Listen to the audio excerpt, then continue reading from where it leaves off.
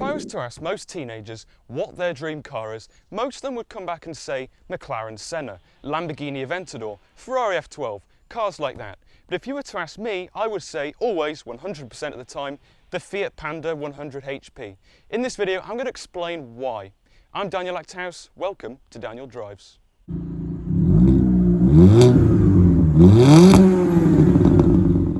So then, I think I should talk about how we actually got this car. The story starts just over a year ago when I put a Facebook post out on the Fiat Panda 100HP Facebook group asking if somebody had one that they could show me around and take me out for a drive for an article, which there is a link in the description to, you can go over read after this video. A very nice guy called Asa Thorpe then got in touch. He has 3 Pandas, he's just sold one, so he's definitely Panda mad. He basically said, you can borrow one of mine for a few days. As you could probably guess, I was over the moon. It was an offer I could not resist, so we went to borrow it. It was actually a year ago to this date. I'm filming this video on the 7th of March. So the Saturday we went and collected the Panda called Beep, and then the Sunday we bought our own, being this car, and then the Monday we collected it. So it was a very short story, but definitely packed, and it was a very fun weekend that I'll never ever forget. So, to celebrate 1 year of ownership with this car, I'm making this video. So in this video, I'm going to talk about what I really like about this car. And I wouldn't be surprised if it turns into a mini documentary, because there's an awful lot of things I like. The first thing I love about the Fiat Panda 100HP is the design. I really do believe that Fiat did a spectacular job with designing this car. Even the standard Panda, the 1.1 with plastic bumpers, even they look good. I'm a big fan of the boxy design. I know a lot of people hate it, and that's why they go for the Abarth, for example, and Renault Twingo 133s. But this is my favourite design. Obviously, because this is the 100HP, it's got a few changes to the standard Panda, some of them being 15-inch alloy wheels, as standard with every model, but they're silver, we'll come to that in a minute. Widened wheel arches, it's got a plastic body kit, which has got a honeycomb rear diffuser at the back and a honeycomb Audi-style grille at the front, which is a reference from Evo car magazine, so it's not my words, it's all Evos. So yeah, the design is really nice, and it's also got a cheeky rear spoiler, which is nice. This car is a bit different from standard though, because obviously it's grey, which is a lovely colour when it's clean and a sunny day, but it's also got side stripes either side with a tricolore Italian stripe, and it's got 100 HP written there, which just shows what the car is, and it looks lovely. Some people have it lower down the door, but I do like it in that position it is. Also, the wheels, which are standard, are silver, which I just mentioned. These have been powder coated in a grey. And again, I do think it sets it off. This spring we have plans to spray the brake calipers in red, which I do think will make the side of the car really pop. I might film it, I might not, but that will definitely be happening in the near future. So as I just mentioned before, this is the back end of the car, and it's lovely. I know I'm biased, but it is one of my favourite car designs. Fiat actually made the 100HP with tinted windows, obviously at the back, as the front's illegal in this country, and it just looks great. I think the back end, when it's clean, it's really nice. This car's actually missing the Panda 100HP badge, and that's because the previous owner debadged it, which is a common thing with the 100HPs, but we've got a sticker on the way that says Panda 100HP, and that's because the badge is now obsolete. There's the rear diffuser, which I just talked about, fat exhaust, which is not standard. We'll come to that later on as a thing. Another thing I like about this car, it's nice. It's a really, really fat back end. It's funny. It is a really funny looking car. The second thing I love about the Fiat Panda 100HP is the practicality. It's a warm/hot hatch that you can use, and that's partly because of the boxy design. Not only does it look nice, it just makes the car much more usable. It's very spacious inside, especially at the front. You've got a nice dash. I think it's inspired by the Fiat Multipla and the Fiat Idea around at the time. It's just a lovely interior, and we'll take you in for a closer look in a minute. The back of the Panda is also very surprising for the car of its size. Cars similar to this, similar size, let's say Toyota Yaris, VW Lupo, they're definitely not as spacious as this. My dad, who is 6'5", can quite happily sit in the back of this car for a long amount of time, as we proved on our family holiday in this car to Cornwall earlier on last year. And he did about, 10 hours, I think, in the back of this car. And it was all right, apart from with achy feet, but there you go, you get that in most cars. But yeah, it is a very, very practical car. The boot space is also a pro of the Fiat Panda 100HP. It's not necessarily very long, but it's definitely a very tall boot. You can fit a lot of stuff in. And as I just mentioned, we took this car to Cornwall and we fitted luggage for 4 people and a dog in the back, no problem, and bikes on the roof, so you can fit roof bars if you want to. But yeah, it's got my coat in and stuff like that, and you can see you can fit a lot in, and the parcel shelf here can be annoying because sometimes it stays up, but it's okay because the car's small, you can just put it down. And obviously Pedro the Panda, there you go, that makes the car 10 times better. The third thing I'm a fan of in the Panda 100HP is the interior design. I know this is very controversial because that was, some of the complaints in the magazines at the time, but I just think it's such a usable design. Everything is there in front of you, everything's got a specific button. There's no big screens to see here, which I particularly like. Speedo's analog, it's all very simple. And it's very solid. Obviously scratchy plastics, which certain journalists really, really care about, which I don't get why, but it's very sturdy. Nothing really breaks apart from a few things like sun visor, as we know from the past in this channel. But yeah, it's such a lovely design, I think. It's something I got used to because when I first got into this car, the interior is one of the things I disliked, but I've changed. The fourth thing I like about the 100HP is the engine. The Panda 100HP has a 1.4 litre 16 valve inline 4 engine producing just under 100 horsepower. When it was new it was 99, but obviously in the 14 years it's lived it's probably lost a few horses in the stable. But nevertheless it is very powerful for the engine. Obviously the Abarth uses the exact same engine but with an added turbocharger, which makes it probably more tunable and you can get more power. But this is fun. You really have to rev it to get the power, and I think that's where this car gets entertaining, and it sounds wonderful. A big, big fan of it. The fifth thing I like about this Panda in particular is the exhaust note. This has a custom exhaust. The standard exhaust isn't raughty at all. It's nice. It does give you a subtle hint that you're driving something a bit more special than a 1.1 Panda, for example. But this has got a custom exhaust. This is actually the third exhaust system it's had, because beforehand, the previous owner had an Abarth 4 exhaust tip system, and it was just raspy and annoying. So the previous owner fitted this system, which I'm a fan of. Let's start it up.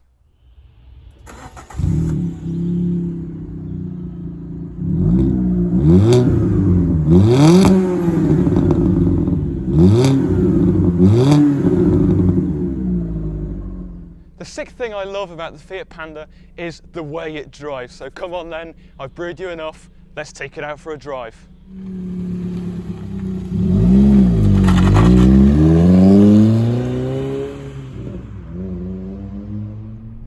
Here we are then out on the open road. Now the suspension is quite bumpy, but I suppose that's just because it's kind of a hot hatch. I know people will get very angry in the comments for me calling it a hot hatch, but it just gives it that sporty feel.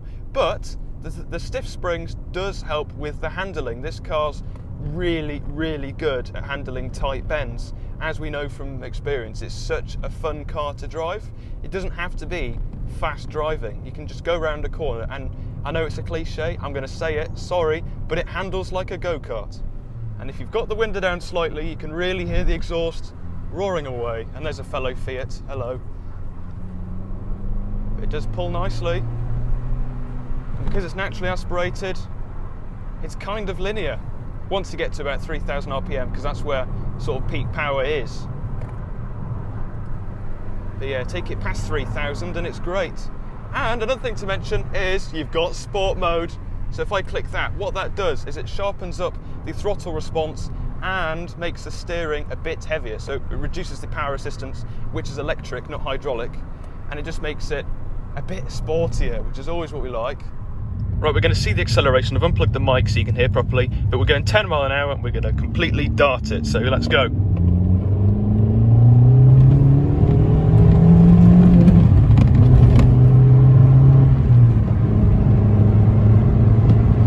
That sound never gets old.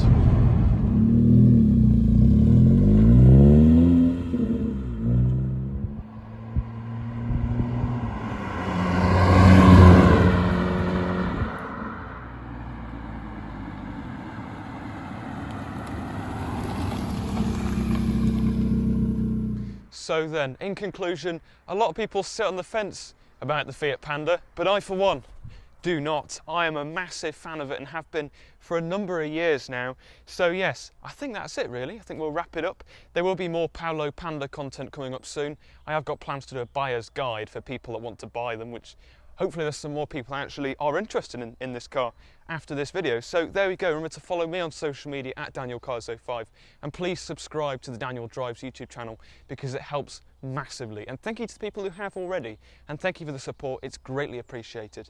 And I think that's it really. Stay safe, and I will see you soon. Goodbye. Whoa, whoa, whoa, Daniel of the past, stop right there, because just after this video I asked some Panda owners on social media if they could send in clips of why they like the Fiat Panda, you know, so it's not just coming from me. Enjoy these. Well, hi Daniel. Behind me is my little Panda 100HP, as you can see, looking nice and smart. It's a 2010 model. And you asked why I like the car, and well, I think with the Panda 100HP, the thing that drew me to the car was that, well, it looks like a car that your grandma could drive. It's so inconspicuous on the road unless you know what you're looking for. But inside, I mean, the thing's just a blast. You've got that revvy little engine, you've got fantastic fun handling, so you can really have a ball inside, but nobody's any the wiser outside because it looks so inconspicuous. It's not that fast and it doesn't make a huge amount of noise. So yeah, it's a lovely little inconspicuous performance car. Hi, I'm Jim McGill and we're in Italy with our Fiat Panda, which is nearly 3 decades old. We bought it in 2005 and it has been from San Francisco to Istanbul via the Arctic and the Sahara, and that's why we love it so much. I love the Fiat Panda for a variety of reasons. Firstly, there's the size of it. It is small by today's standards, which means you can park it in pretty much any car park in any town or city. But don't let the size fool you. You can still fit a lot of stuff inside it. It is incredibly practical. You can seat 4 people in there as well. But when you run out of space inside the car, don't worry. You can get a roof box for it or a tow bar so you can tow a trailer or small caravan behind it. So the practical goodness never runs out. But the Fiat Panda range as a whole is incredibly versatile. You've got a range of engines range from 1.1 all the way through to 1.4. One being a 1.3 diesel, the rest being petrol. You've also got a 4x4 version of it, which means if you like going off-roading, get one of those. If you like going places quickly in one, get what I've got, the 100HP Panda. But as well as this, despite the fact that people often joke, fix it again tomorrow, the engines in these cars are incredibly reliable. And also, one more thing which isn't necessarily about the car, but it is the community surrounding the car. The Fiat Panda community is one of the friendliest I've ever met. And that speaks a lot for the car as well. Hello Daniel, my name's Jack. I currently own a white 100HP Panda. A couple of things that I like to say about this car that I like the most about it. First of all, I like the size of it. It's very nifty for parking around town. You can slap it in spaces. You can park it anywhere where you'd sort of think a normal sized car isn't going to fit. You don't have to be scared of people dinging the door because it's so thin. A couple of other things I like about it. I just like the overall look of the car. I mean, it's such a sporty looking car. It's so understated. I think it's brilliant. I think it's brilliant for a younger person to have as a first proper introduction to a faster car. And third of all, I like the sound it makes. For a 1.4, this sounds brilliant. I'm partially biased as I have an exhaust on it, but I'll let you have a listen to this.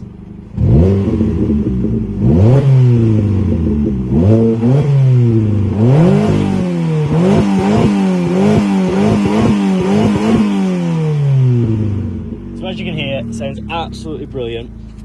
Glad I could help with this, Daniel. Thank you very much. See ya. Hi Daniel, I'm Jake, this is my Fiat Panda. You asked me to send you a video telling you why I love this car.